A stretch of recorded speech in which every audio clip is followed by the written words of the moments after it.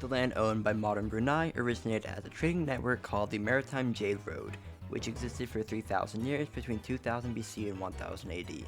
Vijayapura was a vassal state to the Buddhist Srivijaya Empire and thought to be located in the Borneo Islands, northeast, where Brunei is located. Vijayapura itself, upon earlier in its history, was a rump state of the fallen multi-ethnic Austronesian, Austrasiatic, and Indian Punic civilization previously located in what is now Cambodia. This alternative Srivijaya, known as Vijayapura, referring to Brunei, was known to Arabic sources as Sribuza.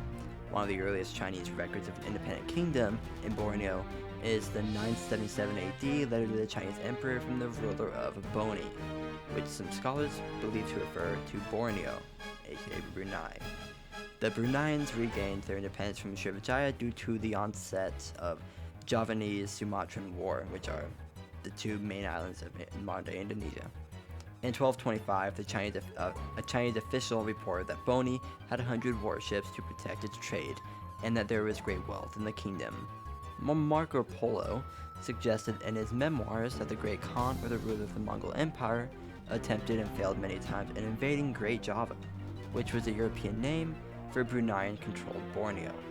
In the 1300s, it was said that Brunei administered Malaysian and Filipino lands of Sarawak and Sabah from Malaysia, and many Filipino places in the southern island of Mindanao and some others, which would regain independence at a later date.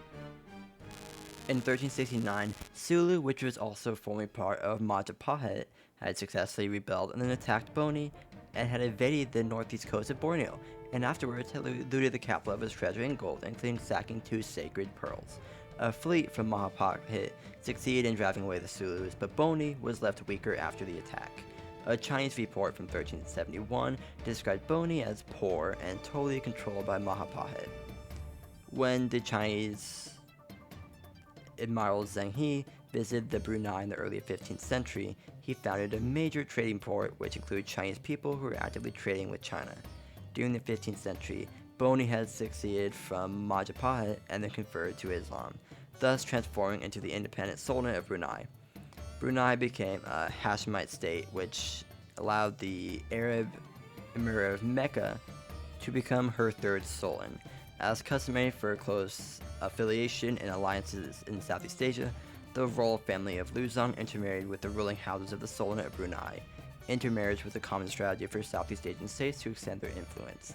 However, Islamic Brunei's power was not uncontested in Borneo, since it had a Hindu rival in the state founded by Indians called Kutai in the south, which they overpowered but didn't destroy. Nevertheless, by the 16th century, Islam was firmly rooted in Brunei, and the country had built one of its biggest mosques. In 1578, Alonso, a Spanish traveler, described it as being 5 stories tall and built on the water. Brunei briefly rose to prominence in Southeast Asia when the Portuguese occupied Malacca and thereby forced the wealthy and powerful but displaced Muslim refugees there to relocate to nearby sultanates such as Brunei.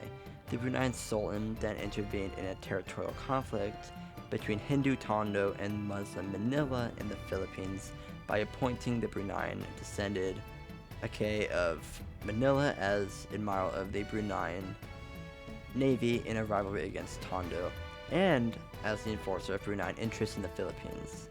He subsequently encountered the Magellan expedition, wherein a Spanish person noted that under orders from his grandfather, the Sultan of Brunei, Aceh had previously sacked the Buddhist city of Lo in southwest Borneo for being faithful to the old religion and rebelling against the authority of Sultanate.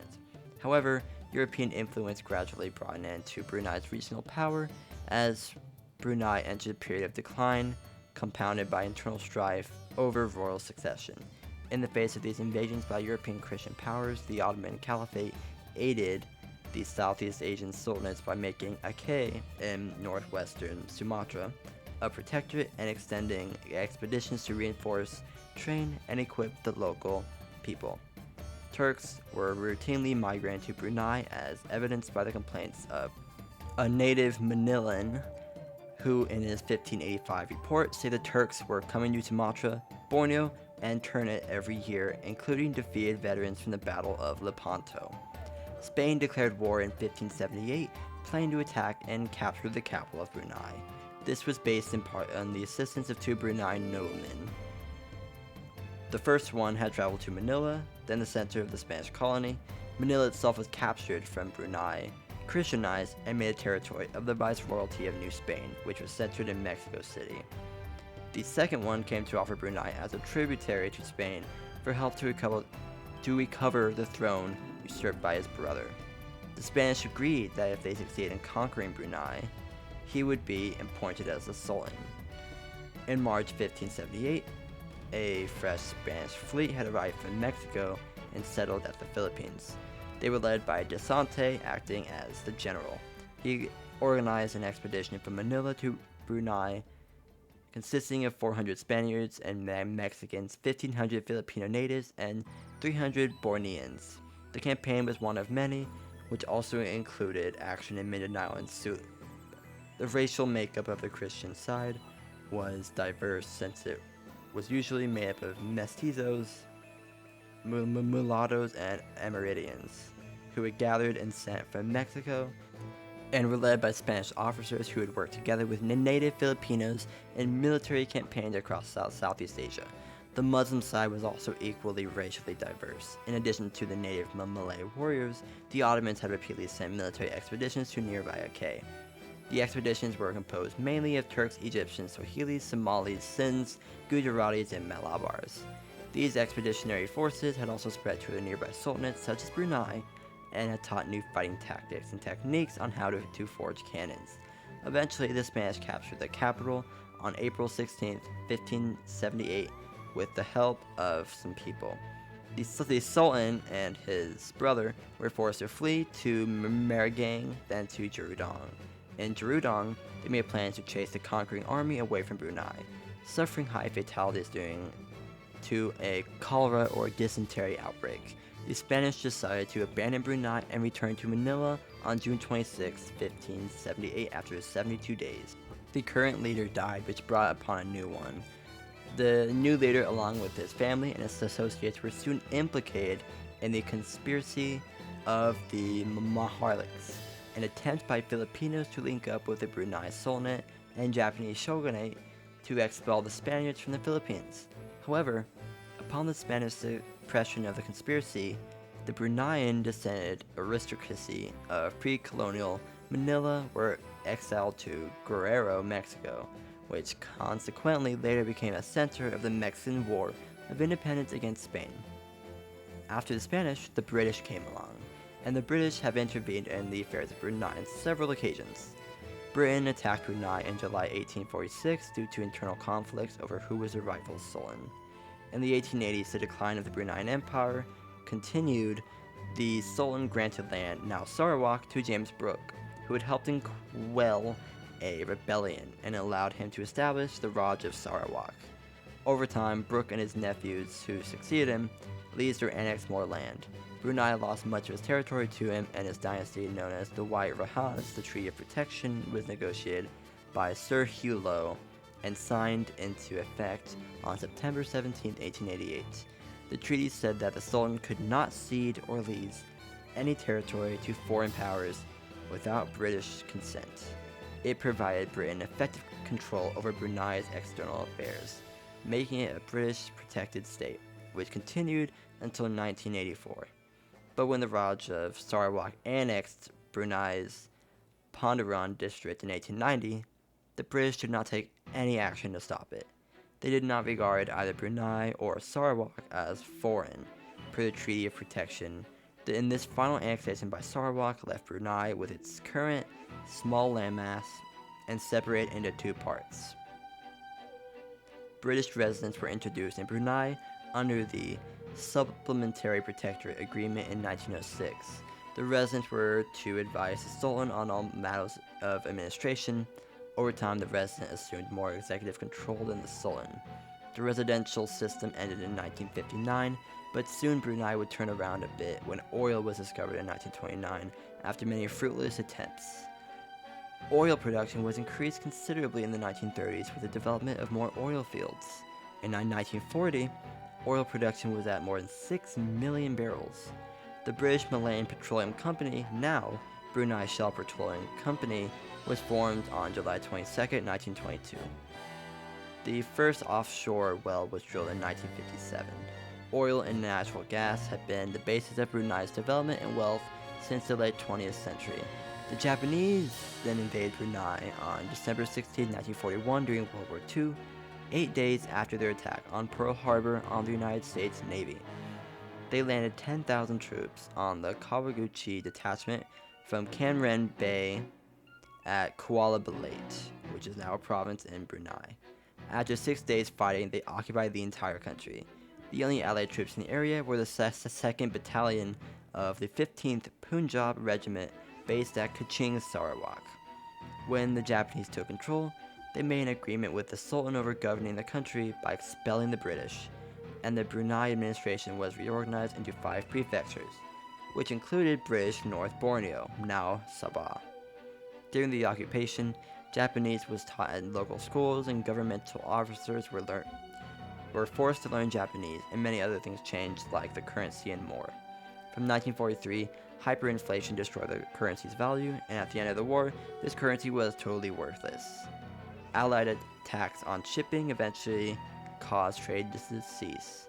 Food and medicine fell into short supply, and the population suffered from famine and disease. The airport runway was constructed by the Japanese during the occupation, and in 1943, Japanese naval units were based in Brunei Bay and Labuan. The naval base was destroyed by Allied bombing, but the airport runway survived. The facility which was developed as a public airport, in 1944, the Allies began a bombing campaign against the occupying Japanese, which destroyed much of the town and Kuala Belait, but missed Kampong Ayer. On June 10, 1945, the Australian 9th Division landed at Muara under occupation the 6th to recapture Borneo from the Japanese. They were supported by American air and naval units. Brunei town was bombed extensively and recaptured after 3 days of heavy fighting. Many buildings were destroyed, including the Great Mosque. The Japanese forces in Brunei, Borneo, and Sarawak under Lieutenant General Masao Baba formally surrendered at Labuan on September 10, 1945. The British military administration took over from the Japanese and remained until July 1946. After World War II, a new government was formed in Brunei under the British military administration, which consisted mainly of Australian officers and servicemen. The administration of Brunei was passed to the civil administration on July 6, 1945. The Brunei State Council was also revived that year. The BMA was tasked to revive the Bruneian economy, which was extensively damaged by the Japanese during the occupation. They also had to be put out the fires of the wells of Syria, not the country, which had been set by the Japanese prior to their defeat. Before 1941, the governor of the Straits Settlements based in Singapore was responsible for the duties of British High Commissioner for Brunei, Sarawak, and Sabah. The first British High Commissioner for Brunei was the governor of Sarawak. The first political parties formed which aimed to preserve the sovereignty of the Sultan and the country and to defend the rights of the Malays. In 1959, a new constitution was written declaring Brunei a self-governing state, while its foreign affairs, security, and defense remained the responsibility of the United Kingdom. A small rebellion erupted against the monarchy in 1962, which was suppressed with help from the UK, known as the Brunei Revolt. The rebellion contributed to the Sultan's decision to opt out of joining the emerging state now called Malaysia under the umbrella of North Borneo Federation. Brunei gained its independence from the United Kingdom on January 1, 1984. The official national day, which celebrates the country's independence, is held by tradition on February 23rd. But before full independence, Brunei for decades had de facto control over everything except external affairs, which ended on January 7, 1979, where another treaty was signed between Brunei and the United Kingdom. It was signed with Lord Gordon Roberts being the representative of the UK. This agreement granted to Brunei to take over international responsibilities as an independent nation. Britain agreed to assist Brunei in diplomatic matters. In May 1983, it was announced by the UK that the date of independence of Brunei would be the 1st of January 1984. On the 31st of December 1983, a mass gathering was held on the main mosques on all 4 of the districts of Brunei, and at midnight on the 1st of January, where Brunei was fully recognized as an independent country, and Brunei was admitted to the United Nations on September 22nd, 1984, becoming the organization's 159th member. That's it for the history, but a few modern things to brush up on are things such as the admission into ASEAN, which includes all Southeast Asian countries for economic prosperity, and the bigger one being the drama with the CCP of China, who claim the entire South China Sea, inherently claiming Bruneian international water, which this same issue will come up many more times in these videos.